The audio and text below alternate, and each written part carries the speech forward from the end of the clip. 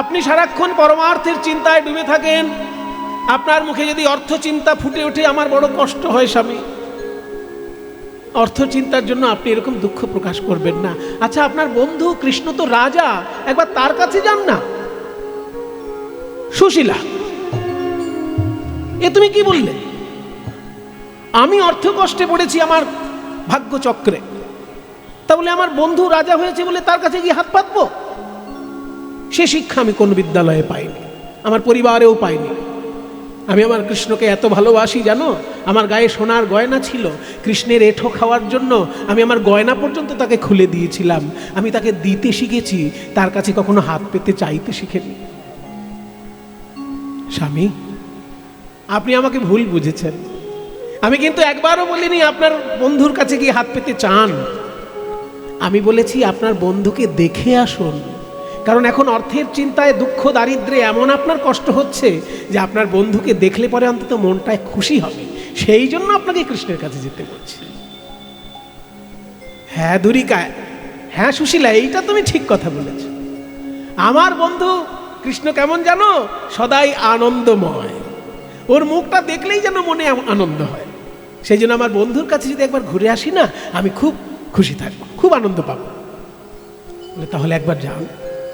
কিন্তু আবার কিন্তু কি স্বামী? শোনো সুশীলা, বন্ধুর বাড়িতে যদি ঘন ঘন যাওয়া হয় তাহলে কোনো উপহার নিতে লাগে না। কিন্তু 10 বছর 20 বছর পরে যদি বন্ধুর বাড়ি যেতে হয়, অন্তত একটা মিষ্টির ঠোঙা তো নিতে হবে। একটা মিষ্টির ঠোঙা নিয়ে যাবারও তো ক্ষমতা আমার কাছে নেই। আমি কি করে বন্ধুর কাছে যাব? তুমি যদি একটা উপহারের ব্যবস্থা করে দিতে পারো সুশীলা, তাহলে আমি যাব।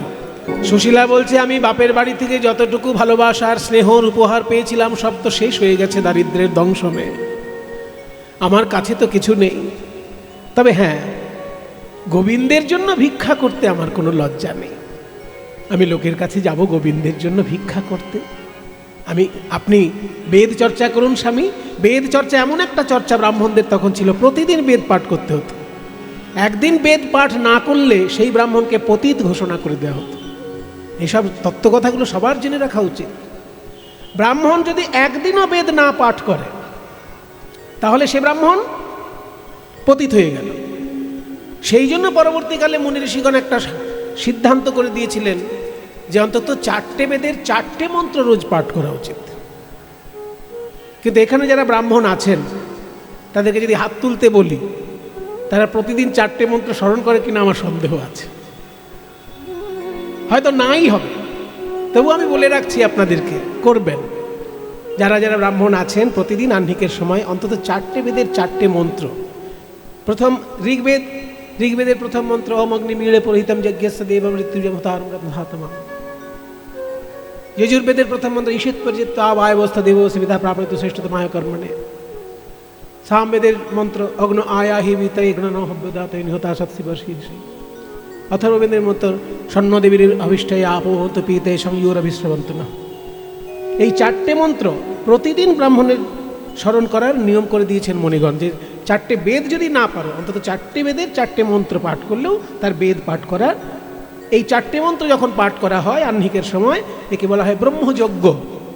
এটার নামই ব্রহ্মযজ্ঞ, কারণ মন্ত্রগুলো সাক্ষাৎ ব্রহ্ম, তাদের স্মরণ করা হচ্ছে। এই জন্য এই আচরণটার নাম বা এই উপাসনাটার নাম ব্রহ্মযজ্ঞ। কিছু কিছু মানুষ আছে এতটাই কুড়ে, সেটাও করতে চায় না। সেই জন্য রীতি করেছে অন্তত গায়ত্রী পাঠটা করবে, কারণ গায়ত্রী পাঠ নিজেই একটা বেদের মন্ত্র। ঋগ্বেদের মন্ত্র গায়ত্রী, ভূর্ভুবস্ব তৎসবিতুর্বরেণ্যম। ভূর্ভুবস্বটা মন্ত্র নয়, ওটাকে বলে ব্যাহৃতি। ভুব স্ব। ভূ মানে এই জগৎ, আর ভুব মানে পৃথিবী, আর স্বর্গের মাঝখানে যে জগৎ, যেখানে চন্দ্র সূর্য ঘুরছে, এই আকাশ, স্বর্গ আর পৃথিবীর মাঝখানটা ধরা হয় দুলোক, এটাকে বলে ভুবলোক। ভূ মানে পৃথিবী, ভুব মানে স্বর্গ আর মর্তের মাঝখানে, আর স্ব মানে স্বর্গলোক। তার মানে স্বর্গ, মর্ত আর এই দুটোর মাঝখানে, এই 3টে জগৎ জুড়ে ব্রহ্মের তেজ বিরাজ করছে বলে ভূ ভুব স্ব বলা হয়। আর মূল গায়ত্রী মন্ত্র হচ্ছে তৎসবিতুর্বরেণ্যম ভর্গো দেবস্য ধীমহি ধিয়ো ন প্রচোদয়াৎ। এইটা পাঠ করলেই বেদ পাঠ অন্তত করা হয়ে গেল, কারণ এটা বেদেরই মন্ত্র। কোনো ব্রাহ্মণ যদি বেদ পাঠ না করত, তখন ব্রাহ্মণকে পতিত ঘোষণা করা হতো। তাই আপনি আপনার বেদ চর্চায় থাকুন, আমি একটু ভিক্ষা করে আনি আমার গোবিন্দের সেবার জন্য। কৃষ্ণদা, আরে এদিকে আসুন। ভিখারিতে ভিখারিতে দেশ একদম ছেয়ে গেল। আরে বাবা, রোজ একটা দুটো করে নতুন ভিখারি আসছে। বলি আমাদের দেশটার হলোটা কি? ওই দেখো, ওই বউটা আবার নতুন ভিক্ষা করতে বেরিয়েছে আজকে। একে তো জীবনে ভিক্ষা করতে দেখিনি। একে এটা চেনা চেনা লাগছে। আপনার চেনা? হ্যাঁ গো। বারণ করতে পারেননি? কে ওটা? ওটা সুদামার বউ। সুদামার বউ? হ্যাঁ। তো সেই সত্যবাদী যুধিষ্ঠির? হ্যাঁ, সত্যবাদী যুধিষ্ঠির।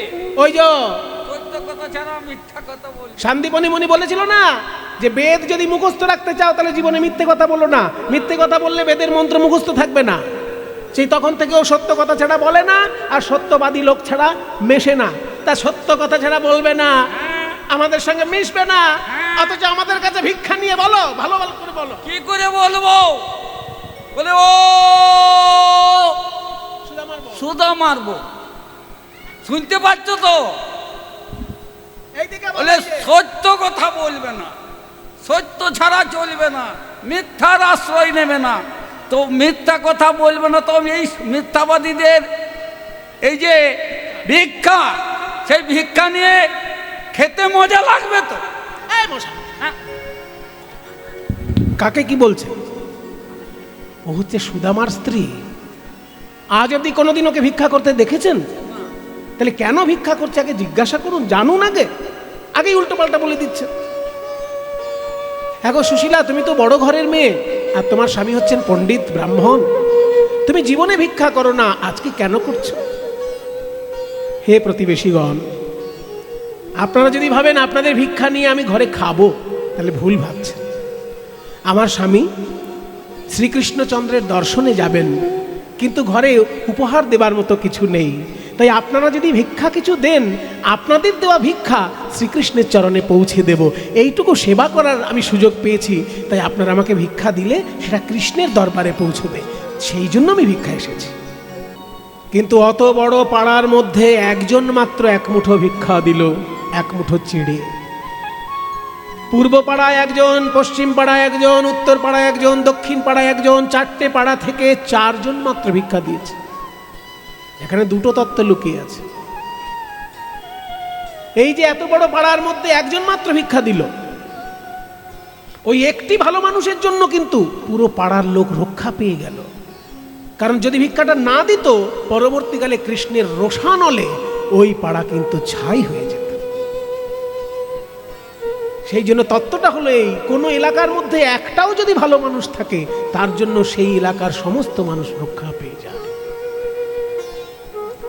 আরেকটা তত্ত্ব হচ্ছে, তখনকার দিনে চাতুর্বর্ণ সমাজ ছিল। মাঝখানে, গ্রামের মাঝখানে মন্দির, আর চারদিকে 4টে পাড়া, ব্রাহ্মণ, ক্ষত্রিয়, বৈশ্য, শূদ্র। সমস্ত পাড়ায় যে যার নিজের সংস্কার নিয়ে বাস করত। 4টে পাড়া থেকে 4 প্রজাতিরই 4 প্রকারের মানুষেরই ভিক্ষা গোবিন্দ সেবায় লাগছে। তত্ত্বটা হলো এই যে ভগবানের কাছে কোনো ভেদাভেদ নেই। মানুষ ভেদাভেদ করে নিজের সুবিধের জন্য, সমাজ নিজের মধ্যে ভেদাভেদ করে নিজের সুবিধের জন্য। চাই সেই জন্য 4টে বর্ণের মানুষেরই ভিক্ষা গোবিন্দের চরণে পৌঁছে। আরও একটি তত্ত্ব হলো, কেউ ধর্মলাভের জন্য দিয়েছে, কেউ অর্থ লাভের জন্য দিয়েছে, কেউ কামনা পূর্ণ করার জন্য দিয়েছে, কেউ মোক্ষ লাভের জন্য। ওই যে একজন বলছিলেন মুক্তি, ওই মুক্তি কামনা করেও কেউ কৃষ্ণকে দিয়েছে ভিক্ষা। তাই ধর্ম, অর্থ, কাম, মোক্ষ চতুর্বর্গ প্রাপ্তির জন্য 4টে পাড়ার ভিক্ষা। এই ভিক্ষা নিয়ে যখন সুশীলা এসেছে, স্বামী এই 4 মুঠো ভিক্ষা পেয়েছি চিড়ে, এটাই কৃষ্ণ সেবায় আপনি নিয়ে যান। সুশীলা দেবী দেওয়া ওই চিড়ে ভিক্ষা পেয়ে মনের আনন্দে সুদামা চলল কৃষ্ণ দর্শনে। কানাই রে কানাই, কোথায় আমার ভাই কানাই রে, কানাই রে, কানাই রে, ওরে কানাই ভাই। যেই না কানাই কানাই বলে একেবারে চলেছে, অমনি পায়ে একটা কাঁটা বিঁধেছে। কানাই, কৃষ্ণ দর্শনে যাচ্ছি, পাদুকা আরোপণ করে তো যেতে পারি না। তাই খালি পায়ে যাচ্ছে বলে কাঁটা বিঁধেছে, কিন্তু যতটা ব্যথা লাগার ততটা তো লাগলো না। কে জানে, কানাইয়ের চিন্তা করলে আমি তো সব ভুলে যাই। কাঁটাটাকে পা থেকে বার করে দিয়ে আবার চল। যেই না কানাই কানাই বলে রাজপ্রাসাদে একেবারে প্রবেশ করতে চলেছে, অমনি দারোয়ান বাধা দিয়ে, জয় ভিখারি, ऐसे अंदर कहाँ जा रहा है? शर्म नहीं है? भिखारी हो के राज अंदर जा रहे हो?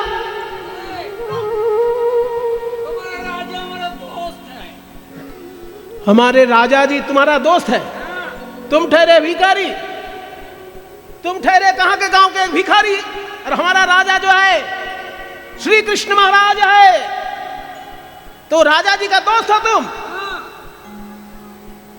बकवास करने की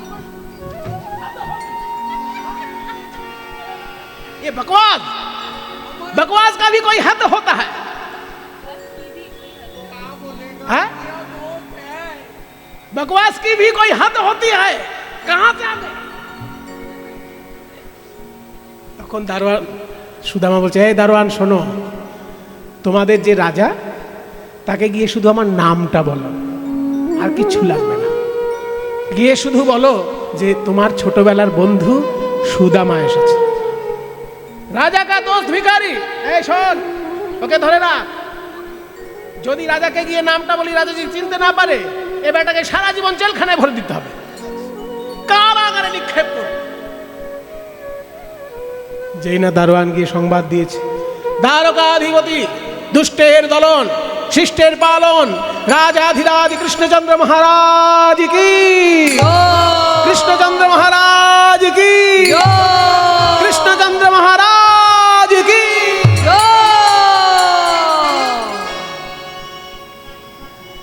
বলো দারোয়ান, কি সংবাদ? আর বলবেন না মহারাজ, আপনার এই সোনার রাজ্যে কিছু অপদার্থ লোক ভিখারি সেজে রাস্তায় ঘুরে বেড়াচ্ছে, আর তাদের সাহস দেখুন। একজন ভিখারি এসে আবার বলছে সে নাকি আপনার বন্ধু। সাবধান, কারোর সম্পর্কে কথা বলতে গেলে সম্মান দিয়ে কথা বলবে। আমাদের ভারতবর্ষে ভিখারিরও একটা সম্মান আছে, কারণ আমাদের দেশে রাজাও যদি বৈরাগ্য গ্রহণ করেন তাকে ভিক্ষা করতে হয়। আমাদের দেশে যখন কোনো ব্রাহ্মণের পৈতে হয়, পৈতের দিন তাকে ভিক্ষা করতে হয়। কেন না, ভিক্ষা অন্নে যদি আমি বিদ্যা গ্রহণ করি, তাহলে কেউ কোনোদিন বলতে পারবে না যে আমি তোকে পড়িয়েছি। কত সুশিক্ষা আমাদের ভারতবর্ষে, আমরা নিতে পারলাম না, সেটা আমাদের অযোগ্যতা।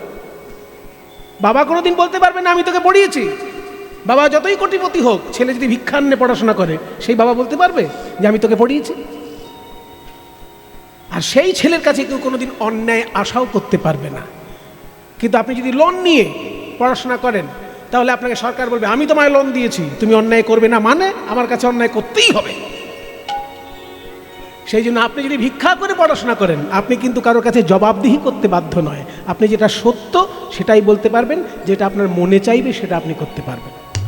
ওই জন্যই আমাদের দেশে বিদ্যা অর্জনের প্রথম দিনটা, যাকে বলা হয় উপনয়ন বা পৈতে, পৈতে মানে ওটা বিদ্যা অর্জনের প্রথম দিন। সেই জন্য ভিক্ষা করতে হতো। তখন সারা যতদিন পড়াশোনা করবে ততদিনই ভিক্ষা করবে। পড়াশোনা করছে মানেই সে ভিক্ষা করে পড়াশোনা করছে, এই ছিল আমাদের দেশের নিয়ম। সেই জন্য ব্রহ্মচারী মাত্রই ভিক্ষা করতেন। সেই জন্য ভিখারি হলেই তাকে অসম্মান করে কথা বলবে না। আচ্ছা, আমার সব বন্ধুর নাম মুখস্থ আছে, নামটা কি বলেছে বল? সুদামা। সুদামা এসেছে, আয় আয় সুদামা, কাছে আয়। দারোয়ান দেখছে সর্বনাশ, এই ভিখারিটা তো সত্যিই রাজার বন্ধু। हाँ, मैं क्या सोचा था और क्या निकला? ये तो सही मायने के हमारे राजा जी का दोस्त निकला। एकदम सही। हाँ, सही मायने में। सही मायने। তাহলে আর চোখে তখন দারোয়ান বলছে, রাজার কাছে আমাদের কথা কিছু বলবেন না যেন, তাহলে চাকরিও যাবে, প্রাণও যাবে। সুদামা বলছে না না, কিছু বলবো না। আয় আয় কানায়, আয় আয় সুদামা, চল ঘরে চল। না না, যে সিংহাসনে আমি বসি সেই সিংহাসনে আগে তুই বস। সোনার সিংহাসনে সুদামাকে বসালেন। আর রুক্মিণী সত্যভা আমাকে বললেন, কই গো অতিথি নারায়ণ, অতিথির পূজা আমি একা কেন করব? তোমরাও সেই পুণ্য অংশগ্রহণ করো। তোমরা সোনার পাত্রে সুদামার পায়ে জল ঢেলে দাও, আর আমি সুদামার পাটা পরিষ্কার করে দিই। একদিকে রুক্মিণী, একদিকে সত্যভামা জল ঢালছেন সুদামার পায়ে স্বর্ণ ঝাড়িতে করে, আর শ্রীকৃষ্ণ সুদামার চরণটি কোলে নিয়ে সেই চরণের ধুলো নিজে হাতে পরিষ্কার করে দিচ্ছে। এই কানাই কানাই, এ তুই কি করছিস? তুই কি করছিস? এটা বড্ড বাড়াবাড়ি হয়ে যাচ্ছে। তুই আমার বন্ধু, আমার পা ধুইয়ে দিচ্ছিস ঠিক আছে, কিন্তু আমার পা ধোয়া জলটা খাচ্ছিস। সুদামা, অতিথি নারায়ণ, সে তো প্রথম কথা। আর দ্বিতীয় কথা হলো, তুই হলি বেদ পাঠী বিপ্র। বেদ মানে সাক্ষাৎ ঈশ্বর, আর সেই বেদ চর্চা তুই করছিস মানে হৃদয়কে ধরে রেখেছিস শ্রীকৃষ্ণ ঈশ্বরকে। ওরে, আমাকে লোকে ভগবান বলে মনে করে, কিন্তু আমি তো ভারতবর্ষের রাজনীতির সঙ্গে যুক্ত। আর রাজনীতির সঙ্গে যারা যুক্ত আছে, ইচ্ছা না থাকলেও তাদের মিথ্যা আচরণ করতে হয়। রাজনীতি করবে অথচ জীবনে মিথ্যা কথা বলবে না, এটা অসম্ভব।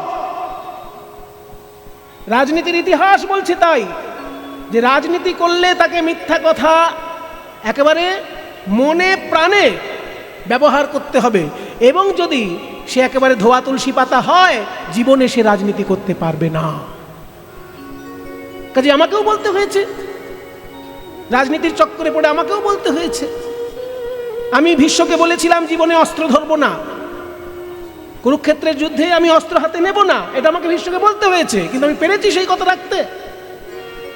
ভীষ্ম এমন বাণ মারতে রাখলো অর্জুনকে, আমি শেষকালে অর্জুনকে বাঁচানোর জন্য রথচক্র তুলে ধরে ভীষ্মকে মারতে গেলাম। তখন ভীষ্ম বলল, আমি আর বাণ চালাবো না, কারণ তোমার কথাটা যে রাখতে পারলে না, এইটা প্রমাণ করার জন্যই আমি বাণ মারছিলাম। তাহলে আমিও কথা রাখতে পারিনি, কারণ রাজনীতির সঙ্গে যুক্ত আছি। রাজনীতির সঙ্গে থাকলে সে কথা রাখতে পারে না, এবং তাকে মিথ্যা কথা বলতে হয়। এগুলো রাজনীতির শর্ত, এই শর্ত পালন না করলে রাজনীতি করা যায় না। তাই রাজনীতি নিয়ে যেহেতু আমি আছি, সেই জন্য আমাকে মিথ্যে কথা বলতেই হয়। কিন্তু তুই যেহেতু বেদ চর্চা নিয়ে আছিস, তুই গুরুদেবের চরণে কথা দিয়েছিস যে মিথ্যে কথা তুই জীবনে বলবি না, কারণ মিথ্যা বললেই বেদের মন্ত্র ভুল হয়ে যাবে। তাই তুই তো সত্যকে ধরে আছিস, আর সত্যকে ধরে আছিস মানেই তুই তো ঈশ্বরকে ধরে আছিস। তোর পা ধোয়ানো মানে ঈশ্বরের পা ধোয়ানো। আয়, পা দুটো ধুইয়ে দিই। পা ধোয়া জল শ্রীকৃষ্ণ পান করলেন, নিজে আচরণ করে শিক্ষা দিচ্ছেন যে কি করে পণ্ডিতকে সম্মান জানাতে হয়, যারা বেদ চর্চা করে তাদের কিভাবে সম্মান করতে হয়। তারপর বললেন, চল সুদামা, তুই গিয়ে একটু বিশ্রাম করবি। শ্রীকৃষ্ণ যে ঘরে শুয়ে থাকতেন, যখন সুদামার চরণ ধুয়ে দিলেন গোবিন্দ, এবার গিয়ে যখন কৃষ্ণ বিছানায় শুইয়েছে সুদামাকে, সুদামার চরণ সেবা করে দিচ্ছে। চরণ সেবা করছে যখন খাটের উপর বসেছে তো কৃষ্ণ, রুক্মিণী সত্যভামাকে বলছে, তোমরা হাওয়া করো, আর আমি আমার বন্ধুর পদসেবা করে দিই। যেই না পদসেবা করার জন্য খাটে বসেছে, দেখে কি কৃষ্ণের পায়ের তলায় একটা কাঁটা বিধে আছে। কানাই, এ কি রে, তুই রাজপ্রাসাদে থাকিস, সেখানে ধুলোকণা মাত্র নেই, তোর পায়ে এই কণ্টকবিদ্ধ হবার চিহ্ন কেন? রুক্মিণী সত্যভামা বলছে, আর কি বলবো, আপনার বন্ধুর কাণ্ড দেখুন। কদিন আগে ওই কাঁটা আমরা পায়ে ফুটতে দেখেছি। আমরা বললাম, আপনার পায়ে কাঁটা বিঁধলো কি করে? তখন বলল, তোমরা জানো না, আমার বন্ধু সুদামা আসছে, পথে ওর পায়ে কাঁটা বিঁধেছে, সেই কাঁটা তোমরা আমার চরণে দেখছো। কানাই রে, এই জন্য তোর ভক্তগণ বলে যে কৃষ্ণ বলেন, ভক্ত আমার মাতা পিতা, ভক্ত আমার গুরু, ভক্তেতে নাম রেখেছে আমার বাঞ্ছা কল্পতরু। ভক্তের ব্যথা তুই গ্রহণ করিস, ভক্তের ব্যথায় ভক্তের দুঃখে তুই কাঁদিস। ওরে কানাই, কাঁটা বিঁধলো আমার পায়ে, আমি ব্যথা পেলাম না কেন? আজকে আমি বুঝতে পেরেছি, সেই ব্যথাটা হলে তুই নিয়েছিস কানাই, তুই নিয়েছিস। তাই কৃষ্ণচরণে কিভাবে আত্মনিবেদন করতে হয় সেটা বিদ্যাপতি লিখে দিয়ে গেছেন। যখনই সুদামাকে বলে, ওরে সুদামা, চরণ সেবা করছে কৃষ্ণ সুদামার। শেষকালে হঠাৎ কৃষ্ণ বললে, এই সুদামা, একটা কথা কিন্তু বলতে হবে তোকে। আমরা যখন পড়াশোনা করতাম শান্তিপনি মুনির বিশ্ববিদ্যালয়ে, আমাদের সেই ভিক্ষে করে দক্ষিণা দিতে হতো না। বাবার থেকে পয়সা আসবে আর মাস্টারমশাই পড়াবে, বা সরকার পয়সা দেবে মাস্টারমশাই পড়াবে, এটা তখনকার দিনে ছিল না। কারণ সরকার যদি মাস্টারদেরকে মাইনে দেয়, তাহলে সরকারের কথা শুনতে মাস্টাররা বাধ্য থাকবে। আমার কথা যদি কারোর কানে, কারোর বুকে গিয়ে খোঁচা লাগে, দয়া করে আমাকে দোষ দেবেন না। কারণ শাস্ত্র পাঠ করে আমার যতটুকু উপলব্ধি হয়েছে আমি সেইটা বলি। কারোর খোঁচা লাগলে আমার করার কিছু নেই। যদি সরকার কাউকে টাকা দিচ্ছে, শিক্ষককে যদি টাকা দেয় সরকার, তাহলে সরকার বলবে তুমি আমার কথা শুনতে বাধ্য। সেই জন্য আগেকার দিনে সরকারি টাকায় পড়াশোনা হতো না। গ্রামে গিয়ে ছাত্ররা ভিক্ষা করে এনে শিক্ষককে দান করতো ভিক্ষা, আর সেই ভিক্ষায় শিক্ষক ছাত্রদেরকে পড়াশোনা করাতো। ওই জন্য তখনকার দিনে ব্রহ্মচারী মাত্রেই ভিক্ষা করে এনে গুরুকে দেবে, তবে শিক্ষক শিক্ষা দেবেন, এরা ছিল তখনকার দিনে। তা দক্ষিণা ঠিকঠাক দিয়েছিস তো গুরুদেবকে? তখন বলছে যে দেখ, দক্ষিণা তুইও দিয়েছিস, আমিও দিয়েছি, তো এত বছর পর আবার জিজ্ঞাসা করছিস কেন? বলে আরে কিছু কিছু ফাঁকিবাজ লোক থাকে, তারা দক্ষিণা না দিয়ে খুব আনন্দে থাকে, কিন্তু তারা জানে না যে গুরুকে ফাঁকি দিলে আসলে সেটা নিজেকেই ফাঁকি দেওয়া হচ্ছে। জানিস তো এই জগতে 3 রকমের গুরু আর 3 রকমের দক্ষিণা হয়। সুদামা বলছে বাবা তোর কাছে আসলেই নতুন কথা শোনা যায়। আমরা তো এতদিন জানতাম যে গুরু 2 রকমের হয়, দীক্ষা গুরু, শিক্ষা গুরু। কি বাবা? দীক্ষা গুরু যিনি মন্ত্র দিয়ে মন্ত্ররূপী ঈশ্বরকে আমার হৃদয়ে প্রতিষ্ঠা করেছেন, তিনি হলেন দীক্ষা গুরু। আর শিক্ষা গুরু যিনি আমার জীবনে এগিয়ে যাবার পথ যিনি শিখিয়ে দিয়েছেন, তিনি শিক্ষা গুরু। তাহলে আবার 3টে গুরুর 3টে দক্ষিণা কেন বলছিস? বলে শোন, গুরু 3 রকম, তার দক্ষিণাও 3 রকম। প্রথম গুরু কে জানিস? দীক্ষা গুরুও নয়, শিক্ষা গুরুও নয়। প্রথম গুরু হচ্ছে পিতা মাতা।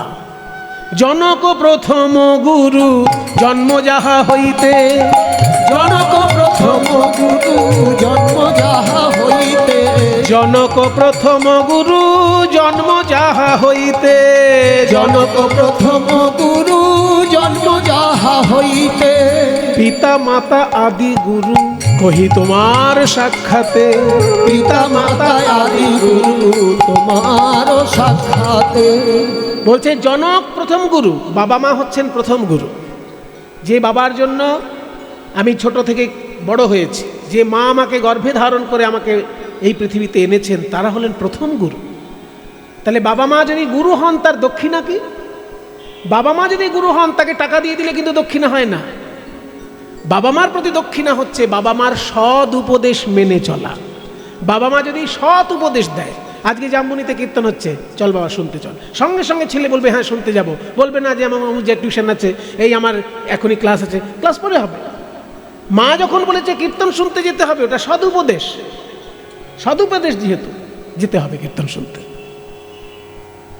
আর বাবা যদি বলে আমি 1 গ্লাস মদ খাবো, তুই আমার সঙ্গে মদ খা, সেটা সদুপদেশ হলো না, সেটা বদ উপদেশ হলো।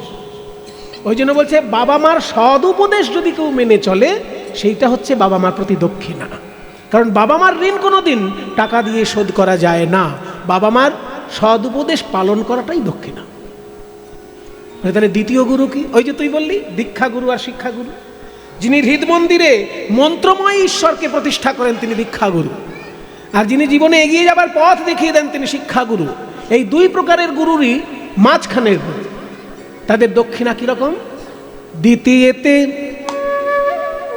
মন্ত্রদাতা রূপে, শিক্ষাদাতা রূপে বৈষ্ণব ব্রাহ্মণ। দীক্ষাদাতা শিক্ষাদাতা রূপে বৈষ্ণব ব্রাহ্মণ। দ্বিতীয় প্রকার গুরু এই কহিলাম এখন, দ্বিতীয় প্রকার গুরু এই কহিলাম এখন। দীক্ষাদাতা শিক্ষাদাতা রূপে বৈষ্ণব ব্রাহ্মণ, দ্বিতীয় প্রকার গুরু এই কহিলাম এখন। শিক্ষা যিনি দেবেন তিনিই ব্রাহ্মণ, যে জাতিতেই জন্মগ্রহণ করেন, শিক্ষার সঙ্গে যুক্ত যে, সেই ব্রাহ্মণ। কাজে শিক্ষাদাতা এবং দীক্ষাদাতা রূপে বৈষ্ণব ব্রাহ্মণ। ব্রাহ্মণ মানে কি? এই খুব ছোট ছোট জিনিস সাধারণ মানুষ জানে না, আজকে জানিয়ে দিচ্ছি আপনাদেরকে। ব্রাহ্মণ শব্দের অর্থটা কি? ব্রহ্মের সঙ্গে যার সম্পর্ক আছে, ব্রহ্মের সঙ্গে যার আত্মিক সম্পর্ক, তাকে বলে ব্রাহ্মণ। ব্রহ্ম কাকে বলে? ব্রহ্ম শব্দের মানে কি? ব্রহ্ম শব্দের মানে হচ্ছে বৃহৎ, সব থেকে বড় যিনি, তিনি হলেন ব্রহ্ম।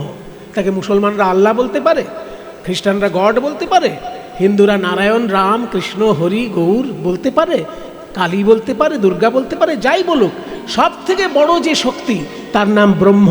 ব্রহ্ম শব্দের অর্থটাই হচ্ছে বড়। বড়র সঙ্গে যার সম্পর্ক সে হচ্ছে ব্রাহ্মণ। বিশ্ব ব্রহ্মাণ্ডে সব থেকে বড় হচ্ছে ব্রহ্ম। কেন না ঈশ্বর মহাশক্তি, সেই মহাশক্তির সঙ্গে যার সম্পর্ক তিনিই ব্রাহ্মণ। সেই জন্য তিনি শিক্ষাদানের অধিকার। এখানে ব্রাহ্মণ মানে একটা বিশেষ জাতি কিন্তু নয়, ব্রহ্মের সঙ্গে সম্পর্ক যার সেই ব্রাহ্মণ, আর সেই শিক্ষার অধিকারী। তাই শিক্ষাদাতা দীক্ষাদাতা রূপে বৈষ্ণব ব্রাহ্মণ দ্বিতীয় প্রকার গুরু এই কহিলাম। এখন তাদের দক্ষিণা কি? তাদেরকে টাকা পয়সা মাইনে দিয়ে দেওয়াটাই কিন্তু দক্ষিণা নয়। তাদের দক্ষিণা হচ্ছে তাদের সেবা করা। সেবা করা সম্ভব নয় বলে দক্ষিণা টাকা পয়সা দেওয়া হয়। দীক্ষাদাতা এবং শিক্ষাদাতা এই দুইজনকে সেবা করলে তবে দক্ষিণা দেওয়া হলো। সেবা করা সম্ভব হয় না বলেই টাকা হচ্ছে বিকল্প, সেবার বিকল্প হিসেবে টাকাটা দক্ষিণা। তাহলে টাকা কখনো দক্ষিণা নয়, সেবাটাই হচ্ছে দক্ষিণা। দীক্ষাগুরু এবং শিক্ষাগুরু বলে তাহলে তৃতীয় গুরু আর বাকি থাকলো কি? তুই যে বললি গুরু তিন রকম, প্রথম গুরু বাবা মা, দ্বিতীয় গুরু শিক্ষাদাতা দীক্ষাদাতা, তাহলে আর বাকি থাকলো কি? বলে দেখ, খেলার মধ্যে যে খেলে না সেও খেলার সঙ্গে যুক্ত থাকে, তার নাম আম্পায়ার, তাই না? আম্পায়ার কিন্তু বলও ধরছে না, ব্যাটও ধরছে না, সে দৌড়ে দৌড়ে কোনো ফিল্ডিং করছে না, কিন্তু সে একজন খেলার সঙ্গে যুক্ত আছে কি না, তার নাম আম্পায়ার। ঠিক তেমনি একজন আছেন যিনি সরাসরি দীক্ষাও দিচ্ছেন না, শিক্ষাও দিচ্ছেন না, বাবা মার মতন কোলে পিঠে বড়ও করছেন না, অথচ গুরু।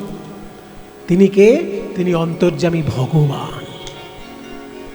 দেখবেন কিছু কিছু লোক আছে দীক্ষাও নেয়নি, পড়াশোনাও নেই, অথচ জীবনে কখনো ভুল করেনি। এমন লোক পাবেন সমাজে, খুঁজে দু একজনকে পাবেন যে পড়াশোনা খুব বেশি নেই, দীক্ষা টিক্ষাও নেয়নি কারোর কাছে, কিন্তু কখনো ভুল করেনি, সে সারা জীবন ভালো কাজ করেছে। এটা কি করে হলো? না, সে যখনই কিছু ভুল করতে গেছে অমনি ভিতর থেকে কে যেন বলে দিয়েছে, এই তুই এই পথে যাস না, এই পথে যা। ওই যে ভিতর থেকে একজন বলে দিয়েছে এটা অন্যায়, এটা ন্যায়, এদিকে যাস না, এদিকে যা। ওই ভিতর থেকে যখন বলে দেয় ভক্তকে ভগবান, তখন তিনি ওই আম্পায়ারের মতন খেলার সঙ্গে যুক্ত না থাকলেও তিনি একজন গুরুর কাজ করেন। তাকে বলে অন্তর্যামী গুরু রূপে।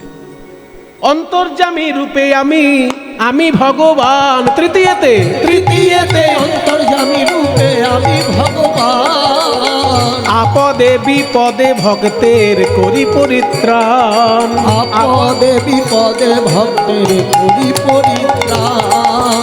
তৃতীয় গুরু হচ্ছেন ভগবান এবং তিনি সবসময় আমাদের ন্যায় অন্যায় বলে দেন, আপদে বিপদে রক্ষা করেন। এই তৃতীয় গুরু যদি ভগবান হয় তার দক্ষিণা কি? এই যে কষ্ট করে কীর্তন শুনছেন ঠান্ডার মধ্যে, আজকাল মোবাইলের দৌলতে সবার ঘরে ঘরে কীর্তন পৌঁছে গেছে বাবা। যে কীর্তন গানে জানে তারও বাজার আছে, যে কীর্তন গান জানে না তারও বাজার আছে। কারণ ইউটিউব, কারণ মোবাইলের মধ্যে দিয়ে আজকে কীর্তনের একদম ঘরে ঘরে বন্যা বইছে। তবুও দেখুন আপনারা 20 বছর 10 বছর আগেও যেমনভাবে কীর্তন শুনতে এসেছেন এখানে, সেইভাবে। আমি তো ভেবেছিলাম মোবাইলের জ্বালাতনে হয়তো সংখ্যা কমে যাবে শ্রোতার, কিন্তু কই কমেনি তো। মোবাইলের জন্য কোনো শ্রোতার সংখ্যা কমেনি। কারণ কি? আপনারা ভালোবাসেন। যেমন দেখেছি 10 বছর আগে আপনাদেরকে, সেই রকমই এই বছরেও দেখছি। এই যে আপনারা কষ্ট করে তার জন্য কীর্তন শুনছেন, অন্তর্যামী ভগবানের দক্ষিণা দেওয়া হচ্ছে এটা। বাহ, সত্যি কানাই, তোর কাছে আসলে না পড়াশোনার বাইরেও অনেক কিছু শেখা যায়। দাঁড়া দাঁড়া, এবার একটা কথা বলবো। তুই পণ্ডিত মানুষ, তোর কাছে তো আমি এটা আশা করতেই পারি। এত বছর পর যখন বন্ধুর কাছে এসেছিস, আমার জন্য নিশ্চয়ই কোনো উপহার তুই নিয়ে এসছিস সুদামা। যেই না উপহারের কথা বলেছেন, অমনি সুদামা যে চিড়ে বেঁধে এনেছিল, সেই চিড়ে দেখে ভাবছে যে এই ভিক্ষা করা চিড়ে আমি কেমন করে কানাইয়ের হাতে তুলে দেব। এই ভেবে যখনই ওই চিড়েটা বগলদাবায় লুকিয়ে রেখেছে। এই কানাই, ওই কথা ছাড়। না ছাড়বো কেন? তুই পণ্ডিত মানুষ, তোর তাই ভুল হয় না। হ্যাঁ কানাই, ছেড়ে দে ওই কথা। আচ্ছা ঠিক আছে, ছেড়ে দিলাম। একটু তোকে আলিঙ্গন করি আয়। চতুর চূড়ামণি কৃষ্ণ তো যেই না সুদামাকে আলিঙ্গন করতে গেছে, অমনি এই যে চিড়ে লুকোনো ছিল সেই চিড়ে বাইরে চলে এসেছে। এ কি? এই তো পুটলির মধ্যে এমন কিছু আছে নিশ্চয়ই তুই আমার জন্য যত্ন করে এনেছিস। দেখি দেখি, এই কানাই কানাই, দেখি দেখি কি এনেছে আমার বন্ধু, দেখি আমার বন্ধু আমার জন্য আনবে না, এটা হতে পারে? ও সব কিছু খুইয়ে তবু আমার জন্য আন। ও মা, চিড়ে! বাবা বাবা, আমি যখন থেকে রাজা হয়েছি জানিস, সারা পৃথিবীর লোক আমার বাড়িতে দেখা করতে আসলে দামি দামি বড় বড় মিষ্টি নিয়ে আসে। আর মিষ্টি খেতে খেতে খেতে খেতে এখন মিষ্টি দেখলেই গা গুলোয়। যাতে আমার গাটা না গুলায়, যাতে আমার একটু স্বাদের পরিবর্তন হয়, ওই জন্য তুই চিড়ে এনেছিস। হ্যাঁ, মনে করুন যে লোকটা সকাল থেকে বিকেল পর্যন্ত রসগোল্লা খাচ্ছে, তাকে যদি কেউ 1 প্যাকেট চানাচুর দেয় কেমন লাগবে? তা তখন ওই চানাচুরটাই বেশি ভালো লাগবে না? তা তুই আমার জন্য চিড়ে এনেছিস। ও মা, চিড়েগুলো আমার ভিজে। তার মানে চিড়ে যাতে আমার গালে না ফোটে, আমার গলায় যাতে লেগে না যায়, শুকনো চিড়ে আনিসনি, ভিজিয়ে এনেছিস। কত ভালোবাসিস সুদামা। সুদামা থাকতে না পেরে বলে, কানাই রে, ওরে আমার জীবন কানাই, তোর জন্যই আমি অত শত ভেবে চিড়ে আনি নাই। ঘরে কিছু ছিল না বলে আমার গিন্নি ভিক্ষা করতে গেছিল। আমি যে বেদ পাঠ করি, মিথ্যা কথা আমি বলতে পারি না। ওই ভিক্ষা করে 4 পাড়ায় 4 মুঠো চিড়ে পেয়েছে। ওই ভিক্ষা করা চিড়ে যে কানাইয়ের মুখে আমি সুস্বাদু আম তুলে দিতাম, সেই কানাইয়ের মুখে এই ভিক্ষা করা চিড়ে কেমন করে তুলে দেব, এই ভাবতে ভাবতে। এখন একজন বলছিলেন বাংলাদেশের পদকর্তা ছাড়া কীর্তন গান অসম্পূর্ণ। একদম ঠিক কথা। বাংলাদেশ তো আলাদা কোনো দেশ নয়, ভারতবর্ষের সংস্কৃতিরই এক অংশ। বৈষ্ণব আন্দোলনটা গোটাটাই পশ্চিমবঙ্গ পূর্ববঙ্গ মিলিয়ে। বৈষ্ণব আন্দোলন শুধুমাত্র পশ্চিমবঙ্গের জিনিস নয়, বাংলাদেশেরও। এবার কিছু অপদার্থ লোক দেশ ভাগাভাগি করে দিয়ে গেছে, তার অভিশাপ আমাদেরকে বহন করে চলতে হচ্ছে। তাহলে এই যে এত সুন্দর পদটা আপনারা শুনলেন, এটা তো নরোত্তম দাসের লেখা। আর নরোত্তম দাস জন্মেছেন কোথায়? রাজশাহী জেলার রাজপুত্র তিনি। তাহলে তার পদ ছাড়া বৈষ্ণব জগৎ সম্পূর্ণ হয় কি? নরোত্তম দাস ঠাকুরের পদ ছাড়া বৈষ্ণব সাধনা অসম্পূর্ণ। এত সুন্দর পদটা, শ্রীকৃষ্ণ চৈতন্য প্রভুর দাসের অনুদাস, শ্রীকৃষ্ণ চৈতন্য প্রভু দাসের অনুদাস, সেবায় অভিলাষ মাগে কে নরোত্তম দাস। হরে হরে সেবায় অভিলাষ মাগে নরোত্তম দাস, ভগবতী তয়ুধারণ শ্রী গৌর হরি। কই গো গিন্নি, সুদামার প্রসাদ আমি খাচ্ছি দেখো। বলে দেখবো না, আমরাও খাবো। আপনি 1 মুঠো খেয়েছেন, ভালো কথা, আর খাবেন না। দয়া করে আপনি আমাদের জন্য প্রসাদ রাখুন। এই বলে তখন সবাই কণা কণা প্রসাদ নিচ্ছে। ওই যে সুদামার ভিক্ষে করা চিড়ের প্রসাদ, পুরো রাজপরিবারের সবাই প্রসাদ পাচ্ছে, কারণ শ্রীকৃষ্ণ পেয়েছেন। এবার কোথায় ছিল নারদ? সেও সেইখানে এসে ঠিক হাজির। ওইখানে কোথায় একটা পেয়েছে কণা, আর সেই কণা পেয়ে ওই সুদামার প্রসাদ যখন নারদ পাইল, ওই সুদামার প্রসাদ যখন নারদ পাইল, নাচিতে নাচিতে নারদ কৈলাসেতে গেল।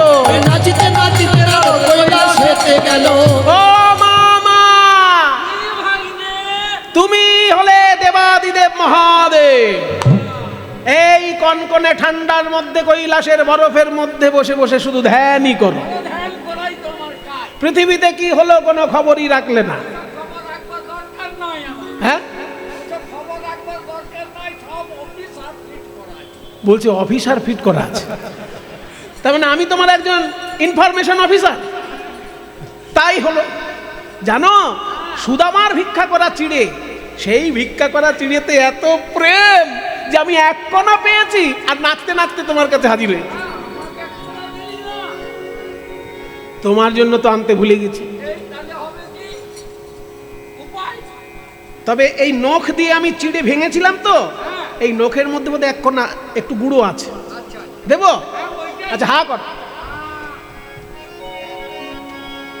নখাগ্রের প্রসাদ যখন ধন পাইল, ওই নখাগ্রের প্রসাদ শিবের বদনে দিল। নখাগ্রের প্রসাদ প্রসাদ শিবের বদনেতে দিল, ওই নখাগ্রে প্রসাদ শিবের বদনেতে দিল। আজ তাই পেয়ে ভোলানাথ নাচিতে লাগিল, বলি তাই পেয়ে ভোলানাথ নাচিতে লাগিল।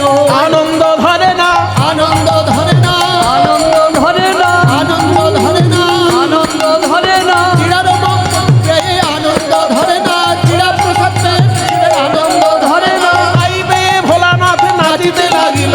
তাই পেয়ে ভোলানাথ নাচিতে লাগিল। বলে বাবা কৈলাস তো কাঁপছে, মামাও নাচছে, ভাগ্নেও নাচছে, ব্যাপারটা কি? বলে ব্যাপারটা হলো সুদামার প্রসাদ। সুদামার ভিক্ষা করা চিড়েতে চোখের জল, এতে এমন অমৃত যে সেই অমৃতের স্বাদ পেয়ে আমরা নাচছি। দুর্গা বলছেন তাহলে আমার ভাগ্যে জুটলো না? বলে না, আর তো নেই। বলে, তাহলে তোমরা শোনো, মামা ভাগ্নে আজকে প্রসাদ পেয়ে আনন্দ মনে নৃত্য করছো, এই প্রসাদ আগামী কলিযুগে আমি কি করব জানো? যখন জগন্নাথের ভোগ লাগবে, সেই জগন্নাথের ভোগের প্রসাদ যখন আমার মন্দিরে আসবে, আমি আদেশ দেব এই প্রসাদ যেন জনে জনে বিতরণ হয়। সেই জন্য জগন্নাথের প্রসাদ জগন্নাথের মন্দির থেকে মা বিরজার কাছে যায়, আর মা বিমলার আদেশে সেই প্রসাদ আনন্দ বাজারে বিক্রয় হয়। আমি দাঁড়ে দাঁড়ে বিকাবো, দাঁড়ে দাঁড়ে বিকাবো, জগন্নাথের মহাপ্রসাদ দাঁড়ে দাঁড়ে বিকাবো, জগন্নাথের মহাপ্রসাদ দাঁড়ে দাঁড়ে বিকাবো। জগন্নাথের প্রসাদ পেয়ে সবার জীবন ধন্য হবে। জগন্নাথের ওই সবার জীবন ধন্য হবে, জগন্নাথের প্রসাদ পেয়ে সবার জীবন ধন্য হবে। জগন্নাথের প্রসাদ আমি দাঁড়ে দাঁড়ে বিকাবো। 10 দিন সুদামার কাছে শ্রীকৃষ্ণের কাছে সুদামা রইলেন, কিন্তু কোনোদিন হাত পেতে কিছু চাইলেন না, আর দুঃখের কথা জানালেনও না। সুদামা যখন চলে যাচ্ছে, একটা কথা বলতে বলতে যাচ্ছে, কানাই তোর কাছে আমি কিচ্ছু চাই না রে, এতদিন পরে বন্ধু বলে যে তুই আমাকে বুকে জড়িয়ে ধরেছিস, এটাই আমার কাছে সব থেকে বড় পাওনা। সুদামার সেই মুখের বাণীটা ভাগবতের শ্লোকে লেখা আছে। শ্লোকটা হচ্ছে কোয়াহম দরিদ্র, কোয়াহম মানে কোথায় আমি এক দরিদ্র, আমার নাম সুদামা। কোয়াহম দরিদ্র পাপিয়ান, আর কোয়া কৃষ্ণ শ্রীনিকেতন, কোথায় শ্রীকৃষ্ণ যার চরণে লক্ষ্মী বাঁধা। শ্রীনিকেতন মানে কি? শান্তিনিকেতন, শ্রীনিকেতনে আপনারা বাস করেন। দেখুন এই শব্দটা ভাগবতের পাতায় রয়েছে, ভাগবতে রয়েছে শ্রীনিকেতনের নাম। বলছে কোয়াহম দরিদ্র পাপিয়ান কোয়া কৃষ্ণ শ্রীনিকেতন। তাহলে শ্রীনিকেতন মানে কি? শুনে রাখুন, এগুলো কেউ বলবে না। শ্রী মানে লক্ষ্মী, আর নিকেতন মানে বাড়ি। শান্তি নিকেতন মানে শান্তির বাড়ি, আশ্রয়। তাহলে শ্রী মানে লক্ষ্মী, নিকেতন মানে বাড়ি, মানে লক্ষ্মীর গৃহস্বরূপ গোবিন্দের ওই রাঙাচরণ। তাই কোথায় আমি দরিদ্র সুদামা, আর কোথায় লক্ষ্মী চরণে বাঁধা রয়েছে যার, সেই কৃষ্ণ। কিন্তু সে আমাকে বন্ধু বলে বুকে জড়িয়ে ধরেছে। ব্রহ্মবন্ধু রীতি স্মাহম বাহুভ্যাং পরিরম্ভিত, সে যে আমায় বুকে জড়িয়ে ধরেছে দুটো হাত দিয়ে, এটাই আমার জীবন ধন্য। বিদায় নিয়ে সুদামা যখন নিজের বাড়িতে এসেছে, দেখে কি রাজবাড়ি। এই ও কৃষ্ণদা, আগে কি এইখানে এই বিল্ডিং ছিল? সুব্রতদাকে জিজ্ঞেস করি। ও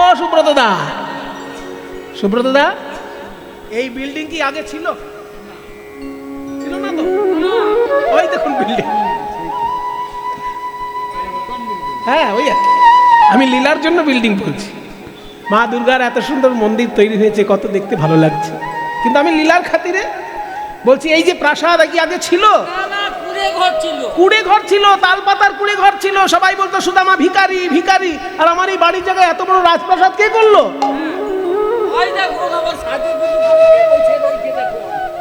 রাজপ্রাসাদের ভেতর থেকে তখন সেজে গুজে সুদামার স্ত্রী আসছে।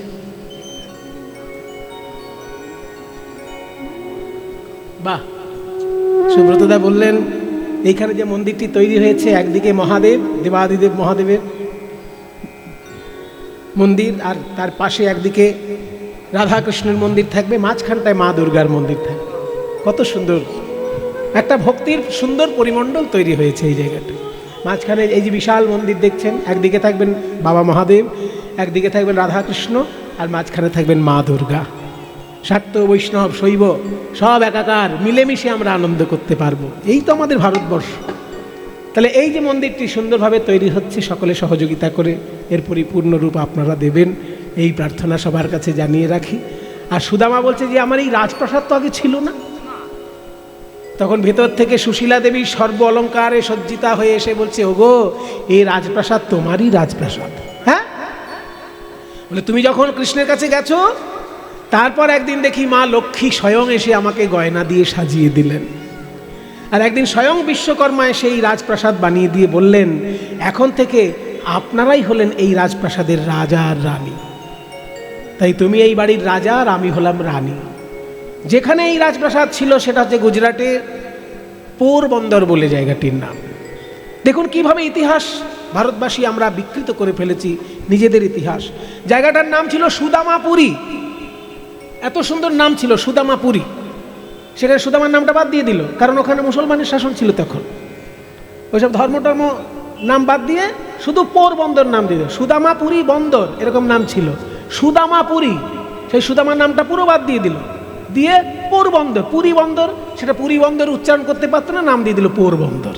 এখন পোরবন্দর শুনলে কেউ বুঝতে পারবে যে ওখানে সুদামার বাড়ি ছিল? কিন্তু সুদামাপুরী বন্দর বললে পরিষ্কার লোকে বুঝতে পারতো যে ওখানে সুদামার রাজপ্রাসাদ ছিল বা বাড়ি ছিল। সেই জন্য আমাদের দেশের সব ইতিহাস ভূগোলগুলো পাল্টে দিয়েছে মুঘলদের রাজত্বকালে। সেগুলো ধীরে ধীরে ঘুরে ফিরে আসছে, নতুন করে আসছে, কিন্তু ভালো লাগছে যে ইতিহাস তার নিজের রূপে প্রতিষ্ঠিত থাক। কারোর চাপিয়ে দেওয়া ইতিহাস আমরা কেন মানব? ওই জন্য সুদামাপুরী বন্দর জায়গাটার নাম।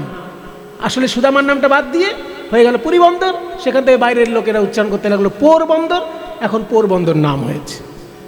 হাওড়া থেকে পোরবন্দর এক্সপ্রেস যায়, আপনারা কোনোদিন যদি যেতে চান একদম হাওড়া স্টেশনে বসবেন, সুদামার বাড়িতে গিয়ে নামবেন। জায়গাটির নাম পোরবন্দর, পোরবন্দর এক্সপ্রেস আছে, গিয়ে ওইখানে নেমে সুদামার মন্দির। তবে এখন ওই রাজপ্রাসাদও নেই আর বড় মন্দিরও নেই, ছোট্ট একটা মন্দির আছে সুদামার নামে।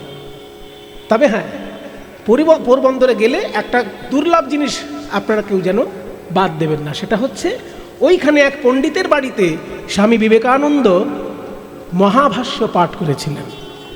মহাভাষ্য জিনিসটা কি? মহাভাষ্য হচ্ছে যেটা আমাদের ভারতবর্ষের আদি ব্যাকরণ, যেটা পাণিনির ব্যাকরণ, সেই পাণিনির ব্যাকরণের উপর যে ভাষ্যটি রচিত হয়েছে তার নাম হচ্ছে মহাভাষ্য। সেই পাণিনি ব্যাকরণের মহাভাষ্য যেটা, সেটা স্বামী বিবেকানন্দের পড়ার ইচ্ছা ছিল, কিন্তু ভালো পণ্ডিত পাচ্ছিলেন না। ওইখানে ভালো পণ্ডিত ছিল মহাভাষ্যের, স্বামী বিবেকানন্দ ওইখানে থেকে মহাভাষ্যটি পাঠ করেছিলেন। কাজেই এমন একটি বিখ্যাত জায়গা যেখানে সুদামা বাস করতেন এবং স্বামী বিবেকানন্দ ওখানে গিয়ে মহাভাষ্য পাঠ করেছেন। কাজেই বাঙালিরও খুব প্রাণের সম্পর্ক রয়েছে এই জায়গাটিতে। আমার প্রণাম করা হয়ে গেছে, আপনারা সময় মতন একটাবার কখনো গিয়ে প্রণাম করে আসবেন। তাই সবাই মিলে একবার সুদামার জয়ধ্বনি দিন, বলুন কৃষ্ণ সুদামা কি, কৃষ্ণ সুদামা কি, কৃষ্ণ সুদামা কি।